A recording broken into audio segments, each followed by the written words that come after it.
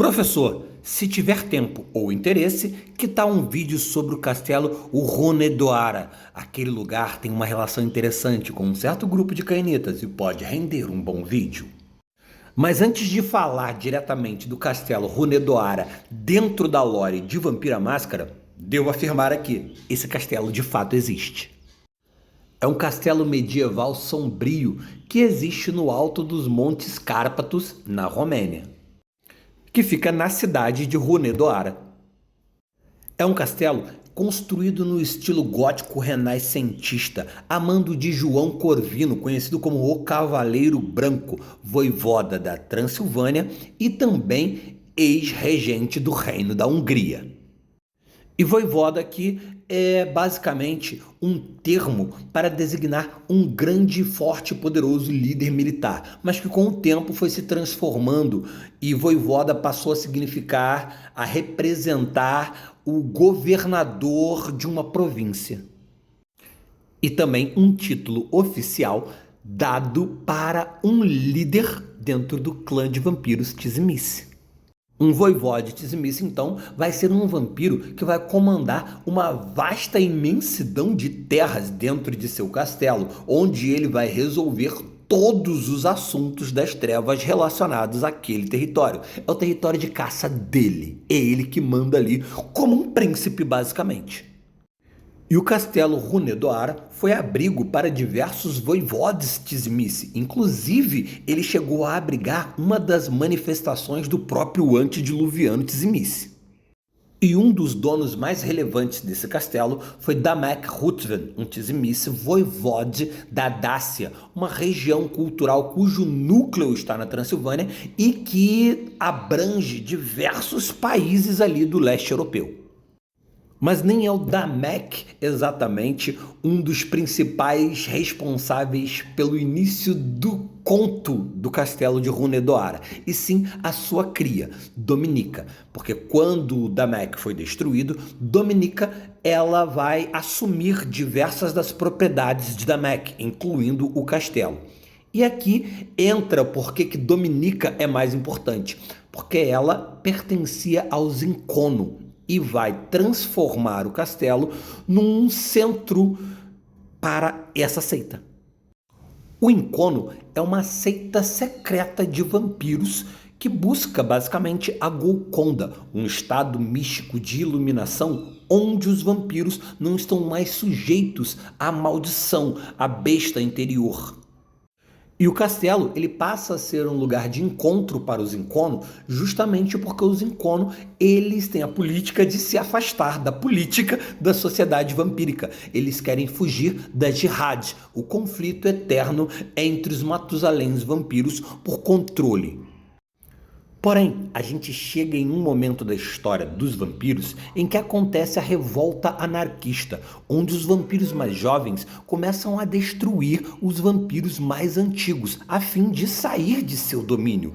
E os Incono, eles basicamente são um grupo de vampiros antigos, e as suas fileiras vão ser destruídas por esses vampiros mais jovens durante a revolta anarquista.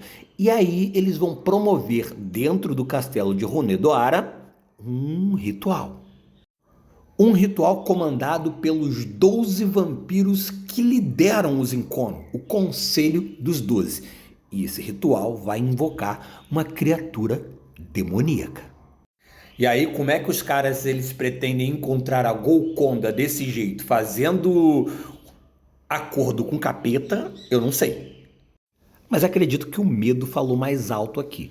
E eles vão invocar um Earthbound.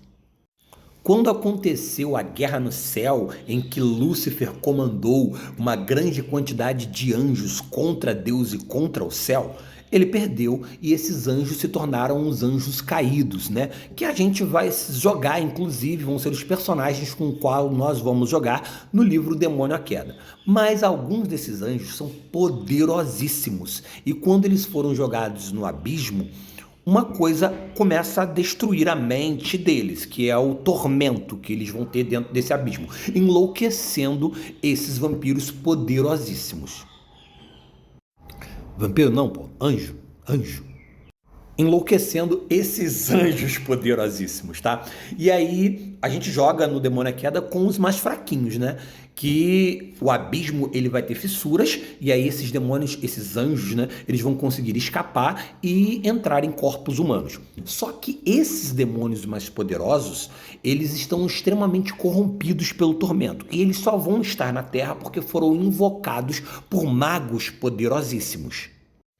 E eles não vão incorporar em seres humanos, eles vão incorporar em territórios, eles vão ser os terrestres, os Earthbounds, como é o caso de Kupala, por exemplo, que é um Earthbound que está ali morando, aprisionado dentro das terras da Transilvânia.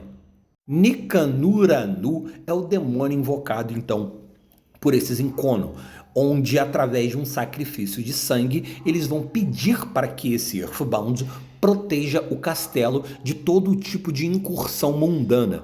Então o castelo ele vai ficar protegido e qualquer vampiro, qualquer ser humano, porque a gente também estava tendo a Inquisição rolando na época, não vai poder conseguir entrar dentro do castelo. O castelo vai ficar protegido de todo e qualquer tipo de ataque. E um Earthbound ele é movido à depravação e à adoração. E para manter essa proteção no castelo, um sacrifício de sangue era para ser feito todo ano.